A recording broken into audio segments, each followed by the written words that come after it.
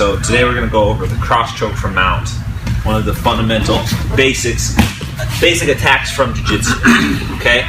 Now, there's a lot of ways to go for the cross choke, and each way is good, and I'm going to show you my personal favorite way. It doesn't require a lot of pulling motion, because sometimes when you're pulling with a cross choke, it can be difficult to have the grip strength to actually maintain your grip and pull. Sometimes your wrists start to bend inwards and you lose leverage because you have to maintain your grips tight like this, making sure your wrists are strong, and then pulling in and crossing like this and flaring your elbows out. It can be difficult to maintain that strength in your wrists if you don't do it all the time.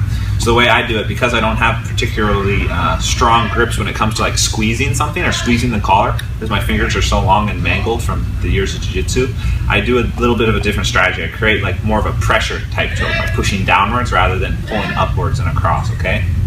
So whenever we're attacking the choke, it's always telegraphed. The guy knows it's coming. The second I reach my hand in his collar, it's pretty much guaranteed that he knows you're going to attack the cross choke, because you wouldn't have this grip for any other reason, really. You can do this, and then when they defend, you can start to try and attack an arm bar. So you can kind of layer your attack like that. You're disguising your arm bar attack by going for the choke and then trying to set up your arm bar, which is okay. But because he knows I'm going to be coming across for the choke, 90% of the time he's going to get his hand in the way or start to grip on my collar, grip on the wrist, and just give me problems, okay? So the first thing we want to do is when I grip inside like this, I want to kill one of his hands, okay? And the way I do that is by reaching my hand inside his arm. So now, instead of just coming here and like this, now his right hand's still free. If I reach my hand on the inside like this, now when I come across in a few seconds, this arm is going to be out of the way, okay? So when I grip, I bring my hand on the inside and I bring my elbow all the way to the mat, like so, okay? Now I'm going to reach around his head, creating this blockade with my whole body, right? There's no way for him to get his arm across to defend on the other side. So I reach around his head and I put my thumb in the gi here, okay? I put my thumb in the gi and I grip the collar, okay? So I'm not going in with 4 fingers like this. This is more of a traditional way, but we're going to do it with our thumb in, because we're not about the squeeze, like I said. We're about putting downward pressure, and that's what we're going to do. So I grab the collar, I reach my hand on the inside, and open my elbow out. Make sure his hand can't come across. And then I just do like a rainbow motion across the top of his head, and I grip my thumb inside his collar. Once I grip my thumb inside his collar, I'm going to bring my forehead to the mat. Bringing my forehead to the mat creates the space I need to bring my elbow over his face. Okay, if I stay here, I'm not going to bring my elbow over his face as easily. My balance is going to be off, and he may be able to bridge me over. So when I put my forehead on the mat, it stops him from being able to bridge me over to his left, right? Because if I'm here, go ahead and bridge Josh. Yeah, I'm going to fall, and I'm going to lose my balance as I try and get the choke. But if I put my forehead here now, he tries to bridge, it's not a big deal. And I'll be able to come back over for the choke. So I'm here, bringing the hand on the inside, bring the arm across the top of his head, grab my thumb on the inside. Now, base my head, bring my wrist and forearm and grind it across his face. That's actually very important, okay? Because I don't want him to tuck his chin or turn his chin in. So when I come across his face, I'm not going directly down on his neck here, like this. This can still choke them, but what I actually want is to turn his head into my other wrist right here.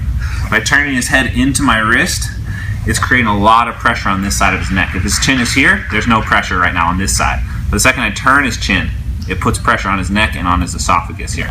So when I grip this thumb in the inside, I bring my forearm across his face. As I bring it across his face, what's going to happen is he's going to lift his chin up to relieve the pressure, and then my wrist is going to go right onto his neck. Okay? As I bring my wrist onto his neck here, now this is what I'm talking about when I'm talking about downward pressure. I'm not squeezing with this hand at all. This hand's just staying in this same spot, not moving at all. Everything is going to be done with my left hand. As I come across and drive down my elbow towards the mat. See how my elbow's just driving straight down? That's what's creating the leverage. My hand is the focal point, and then when I drive my elbow down, it's going to chop into his neck. Okay?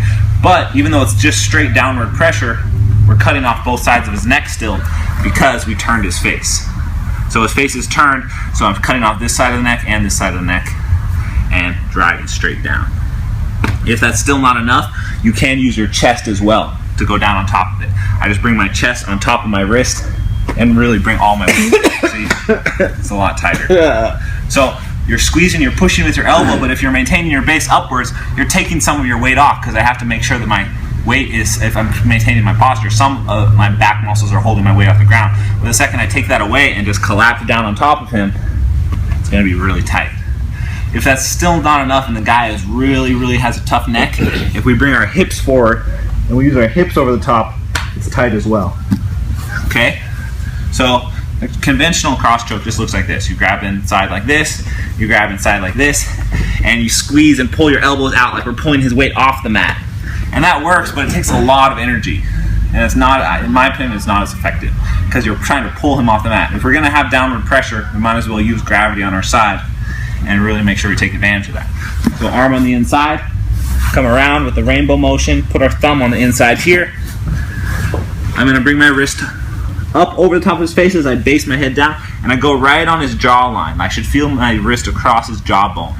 Force it to the other side. Now if he's trying to block the choke here, and I force his face across the other side, his hands start to worry about something else. They're worried about taking the pressure off his face now, and not about the choke. As he tries to defend the choke off the pressure off his face, my wrist just takes the pressure off right as he wants it, like that. But then I have the downward pressure on the actual choke. Any questions? All right, let's do it, guys. On 3. 1, 2, 3.